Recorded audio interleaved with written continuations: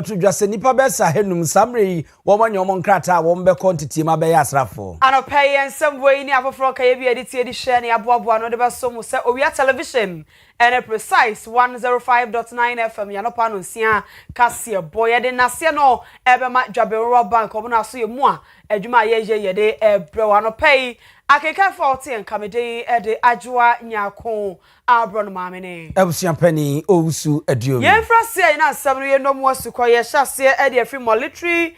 policy committee awomo ewo man ye sika krabia Bartime Bank of Ghana na ye num se afi ye simu a ene bredi ka omo de batu dwa se policy rate no na eye omote so e ba 14% e ba 15.5% na se sia ye kasa ide omo sa akotena se akodi nkomo aye hwehwemu de aba batu dwa se omo hwese de ne masi kɔ no a o pese temamfo ho to omo na ne ma ye mere na economy ne so kɔ na ni manu nti ye kasa ya money by policy rate no wo mate so e de 15.5 no e de aba 14% ya we ni ebre to so mienu a ye si afi mu sante so yi e de aba na governor Edema Bank of Ghana Dr. Johnson Esiama e na cheso omo wie ye aba bonten e ne Ghana fo nyina aba be kasa to nkra se we no e ye kwan omo hwe so omo bo ma economy no etumi nyini pa ye na ekɔ na ni bi enim se sia no ntɔkwasɛm no ɛkɔ wo Middle East no Israel ene afi Iran ene US ntɔkwasɛm no ama nneɛma ya akwa akyɛw kakra ama fa ho nsɛm so apagya nti we no omo de boa beboa ama tumi aboa ma nneɛma so ate yie na aboa ama temamfo enso ekomu adwo mo yentie Dr. Johnson Esiama pass through of higher crude oil prices and escalating geopolitical tensions. In the view of the committee, despite these upside risks to the inflation profile,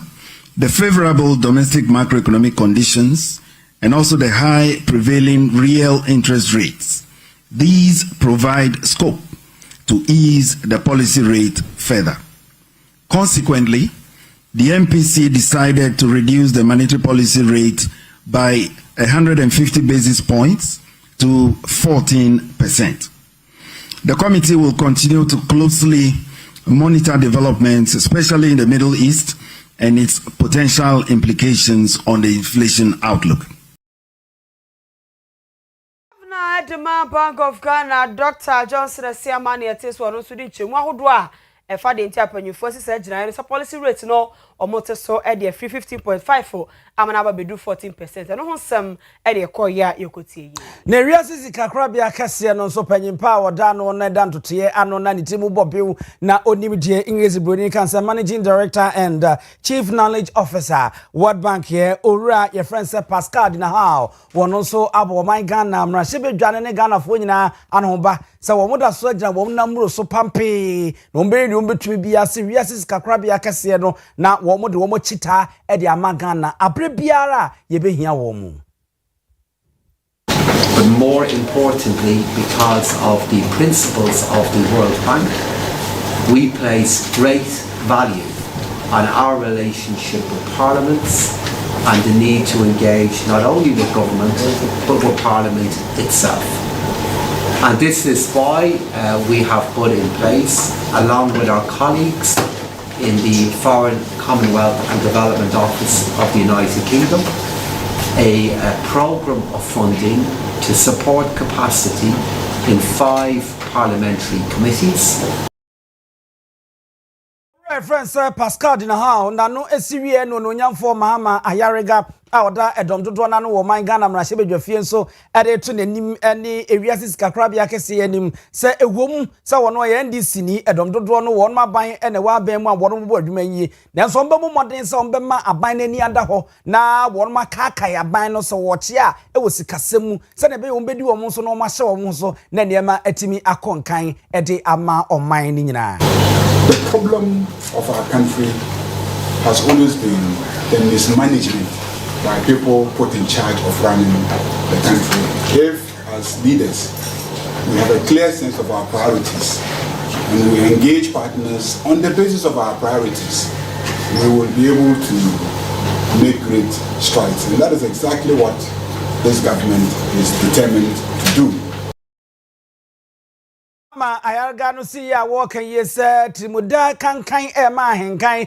jimi wa himfia wantimi anwe school wo mo ma bi emeto ma ban na no si ya ene dom kuma no kan di phone wonyamfo Alexander afenyo Markins no si wo bo wa trimuda ndi atom awie ene mo ne wo se won ma no de ne on be kan de se heku adwuma sei e da won ma no sa nenso ho aka de se wo mo de be ka no eno na ya asem. So much less is being invested in agriculture, and it appears government is so much into this gold board thing, using gold for reserves to stabilize our currency and all. We see it as a bubble. It cannot be sustained, because if maize farmers, rice farmers in Ghana do not get fair pricing, and now import is cheaper and their rice is going waste, they are not getting market, and there's no plan by government to help create a market for them, then it's a problem.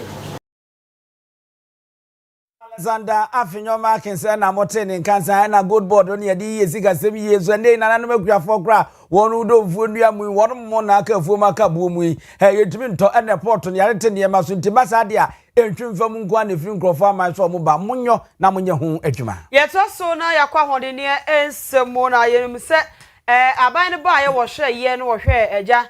fa nwa so ye ho nyama hode aso ye ho no hode ni aso ye ho no wo hwe ye wo behu se eka bi wo ho ane ne manko ye tine ho abehia se ne wanga na sirifu wa levi wo de ba na no no se wo ko petro na se ediza bia ene liter ba ku bia na watua 1 cedi wo so aban ne chese kode no ne beboa na ne eka bia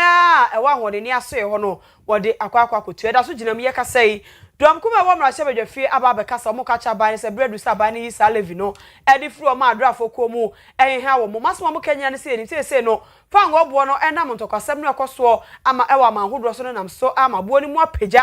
second pricing window no ebie ye no diesel no kosoro na afi petrol no so kosoro so ye kura apagifo bi dia behwim se crude oil so ye hwe ni mu se no so ebetumi akosoro no na dom kuma ne kire se ko basa na ni akoye se de agya ya so ane ma wontimi so ano aban ni ibu adrafo ko mu te be ya sa wanga da sirifu walevi no onye fi ho na ne tumu ya ba adrafo ho ha omo kakra na ranking member deputy ranking member okomra hye bedwafie abedwako omo hwa hone ne ho nsem no ye Collins adomako mensa no ene gina ne nwom nyina na mu this asem we The Sector Levies Amendment Act of 2025 officially added approximately 1 Ghana cedi to the price builder, bringing the total energy sector shortfall and debt repayment levy to 1.95 Ghana cedi for petrol and 1.93 Ghana cedi for diesel. Moreover, the government itself had announced that between January and December 2025, it paid approximately $1.47 billion to reset the energy sector, including the full repayment of the 597 million Ghana cedis drawn on the World Bank partial risk guarantee and settlement of all outstanding gas invoices. The World Bank guarantee has been fully restored, and the government has stated unequivocally that the era of unchecked energy sector debt accumulation is over. Abo Collins Adomako Mensa wa deputy ranking member okofi ho a bedwako no a omosha hode de ensem so no so akire mu na ban ne sekari nyina watua ene wo si we no asade begu adrafo so a 1 Ghana cedi for your pocket ukoto fangu bia 1 liter bia na yi 1 cedi to no watua no oso onye fru onye saade a we no koto beku ma okun adrafo Omanfo to samfo Dr. Kaseɛ atoforsen na wode ato Ghana mampanyina ni mabra na nkomodie bi ekoso anim se wo muguso mo ya mboabo a wonmo mo se fata guso na mo kan ye mesi ani se ne be ya madwumaku awodo no a be hia nipa wo befa wo mo wo chemo bububu so da na to so nkro wo mfi champimienu ani aduonunum no mu si nkonwa tra nkonwa wo nkonwa demo na wo no to ato adwese so adwese wo mbehwe na o ma papafo bi de aboa se ne be ya wo mayi nwum asem ne betimi akọ enkan ewo ho no mo wose mfi champimienu aduonunum no ewom o man kobo besia opepim edunson na wo no editia ekade enti wei afi ne wo mo mbefa wo madwuma mu nyina no o man ne behwie kotokuom ya hwe abose ne ebobre ne etu ho anamon and salaries. Proposals of conditions of service amounting to 7.4 billion Ghana cedis, which we are reviewing. The 2026 agreement between government and organized labor still holds. In fact, per the 9th November 2025 agreement on the 2026 base pay, government committed to engage with unions on outstanding conditions of service and undertake critical recruitment into the public service, all within budget constraints. In this regard, government has commenced processes for the recruitment of staff into the public service. Fair Wages and Salaries Commission has also commenced negotiations with organized labor on review of conditions of service.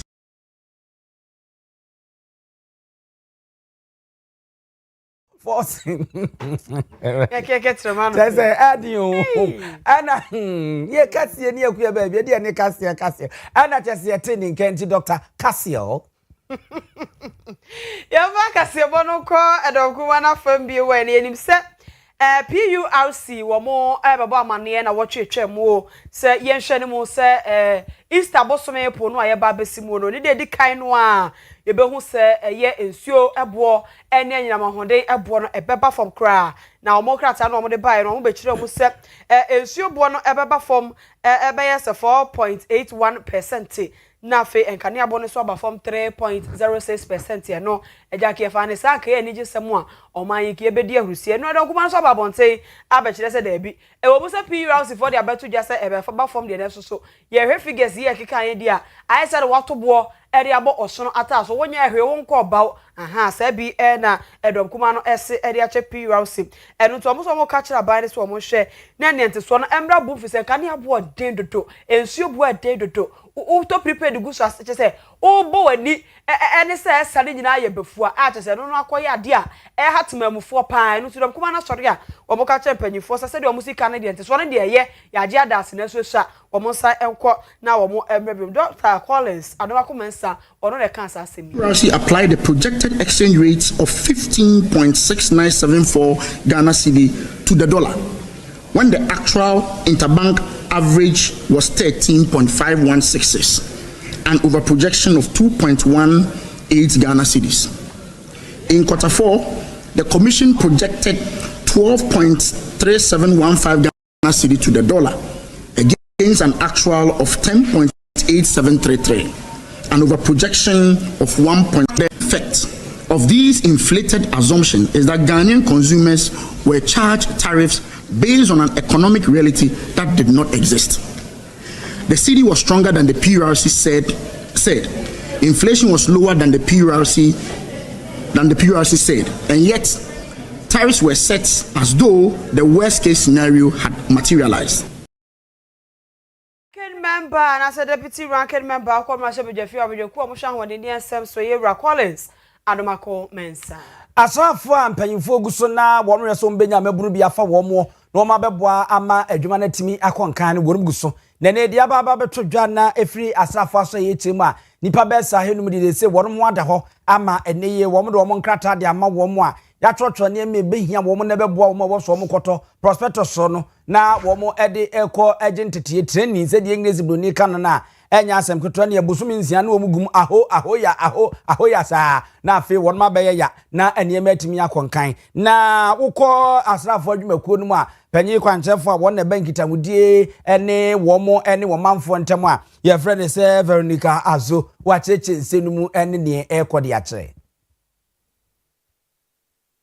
For today. How many days is this expected to span? You mean the collection of the prospectus? Yes. It's just today. It's a single day event. Okay. Yes. They were informed earlier that they were successful and were going to be part of the first batch. And then today they have been asked to come and pick their prospectus. And they will commence training from 27th March. They will go to their various training centers to commence a 6-month training. Were there any peculiar issues that the Ghana Armed Forces have, observed so far? With the process? With the process, yes. Well, I think so far everything's gone smoothly. No challenge. Watching their strengths and troubles. So, what would you be a henum no be answer? I can near me chese bra. Na beji near mana fiko na beshasi na kwa jentiti. Veronica Azo. Yeko Social Security and National Insurance Trust Net for akache no mo so de dwumadie bi ahyehyɛ so wa asante mantamu ha de ama Ghana Trade Union Congress TUC for we ni ye kwan omo fa so omo so babu adwadifoi na omo so register omo de abasenete hyehyɛ mu na daache akoma bi no omo so ko ahogie mu omanya bibi de akohwe wo mo ho na wopanya wono no kasa ya wakyekye mu de ntia senate for etu wonam yi wona ye deputy director general was senate or the Adam Sule Intino. Regional engagement with TUC. And an idea about Marseille. Yeah, church said the operations near Masokoso. Said the registration, register members. Types of benefits are ewoho. Now benefits no ye old age as a pension, retirement. Yes, so ye invalidity. Said the ABA we juma ABA BBAC I want me jume biom. And also into a church room. Wuni honum na say what contributed to scheme no. Omo waja on behind no. Say with relatives, with dependents. Claim be how my the mom and also your church room. It sounds. Asante mantam wanko ayo my muni nyina no mafrase omo ye na nso eni di asante mantam hadwumadie na course no opanyi ete ne kan wono na ye deputy director general was senate or the Adam Sule yen konfinfin mantam apomden hu hia wo ma bia bekon kan na nwuma bekoso amoma na nya sika gese wo ne manfo wo mu no wo mu nya apomden na wo motimi di abodwuma na konfinfin mantam a no kwasem die ehwo nsam no eye akwatwe pa opanyina wona mantam nyina wo hwe eye ayaresem so ede emma wo regional head director tie a ye friend say Dr. Alberta Ejabin Brichum ede atodwa sende me no kasai wo mu frɛ obi se pediatrician ye ukopie won ma wo ye dokotani a wono no efri motofo mu akwa kosi mfinhia du nwotwe ne ade no won ma bin pa ewo mu hwehwemu wodo betena se ye be dotro wode wato nsenie ne ahu ne meko yetimi amma ayarehwɛ papa ne afuto papa no sa doctor fo yi no ebi ni mfinfin mantem ho no mo kakra de won beba ho no mo na edu se won mo kwa amgye mu mo wi mo mabiem ni nyina ye wo haw atepo ani abenedi a wo mu ekomu ewo ho no mo ne kakra no so wona wonu egina ekromu pe omunya omadwe se nkroto ni ntwodo ne ntwada so no wonu mbeko eno wo se ebra so se wo se mpanyimfo pe ho asem eka. Inequitable distribution of specialist staff across the region is a challenge. It is not basically because specialists are refusing postings. It is actually because we have very little number of specialists here. In fact, for all cadres of staff, I think the central region is lacking. We are not having our adequate numbers. And when people work for some time, we need to grant them study leave to go for advanced training or further training. I would say that things are quite difficult here. And so after serving for a while, when these cadres of staff are granted study leave to go and study in the bigger cities, especially Accra, they often do not return after. For we mantam no mu panyina wono na wo hwe ayaresem so de ma wombo na moche se wo kase ye wura Freddy Blay ye ni mo se Akropon Circuit Court no wo mo remande no ni nyina ye kwadu bia antansa bia beto ni tiri so efansa se ho manso bi eni safo de mra hye ne nsem akwakobu ajapade bi ato agusansem ne ho ensem nam so Akropon Circuit Court no remande no na so akoba ye agya ye wura yi se wani ni fie no kwa animu kakra enam so agya ne sugar level course room na ho behia ye so omode ne ekọ asopiti omode ko pie mu University of Ghana Medical Center on so ekoje ayarehwe na ye kasa ye Kofodia High Court no actually say wama Yewura Freddy Blay wama no bail na bail no any lead counsel any Kane Attorney General Yewura go Freddy ebo adame wono na gina mu a wo twitwa agi Yewura Freddy Blay na court no ahyese we no sika no amode to ne tiri so bail no ye 800,000 Ghana cedis na afi so ajapade mienu a esi hɔ ade wani ehu a wo se eni nyina so ewo enkran na nipa no so obeyama no so okura Ghana card saa ehihye ye wei na court no gina so a omama Yewura Freddy Blay Kane no na wo ye national chairman de ma MPP amanyuko no omo amani bail na Attorney General Kane Attorney General Yewura go Freddy abo adame wono na ye lead counsel edema no ne abekasa a chem said ensem no esi eko. Attorney 2 is in good medical care. He is on admission in GMC. and I believe that the medical practitioners are really doing their very best, and so he's in good health. I believe that he will be in good spirits, and all. Right, thank you. Besides the judge, also varied the condition was for him to have been put through the requirement of having 2 public servants and all itself will be a little bit not necessarily hard, but a little bit harsh, and I thought that it ought to varied and was varied in the way that it was done. Attorney General Wadonso na charge Freddy Blay. Godfrey Abu Adame na chese court no ahye se ekropon circuit court nyame adom a Isaboso mi eba be wura mini de to so nkono no mbesa akọ asem ne so akọkọ hwe de ebekọ akosi empanyifo gu so a wo mo ye ho ehwehwe mo nsemi so ne yegina na esma hodo nsaka ne fie ha ebe so mo se ya nopa no nsia brem kase bo wo Owia television and precise 105.9 FM so no ya disi na se ne de madwabe ruwa bank ono ne bank ado ho bono a ebebo ama osika sam ho tutu nyina akoye bra na beto share so dwabe ruwa bank afeso na bank ni gu akonta onso ma bubi dia cho na onso anyamfaso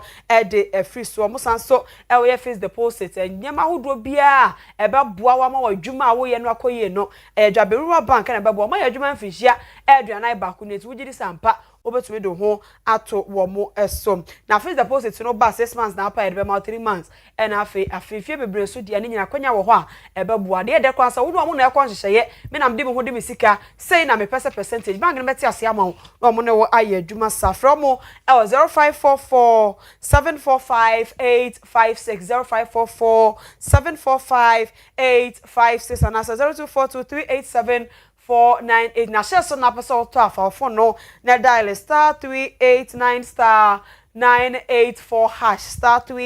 *389 *984 hash Jabiru bank and ebeboa wo ama osika samu tutu nyina akoye ye de asi ye ko ama man ne wedu boache beta na gwam no de adeche adwumade no abeto osmede e de adwoanya akọ abrono ma no paimene Abusia pani owusu adumi na se ni bi nkoma obi a wo boa ya me de kase ba ene mo anopa mo hwe e o Facebook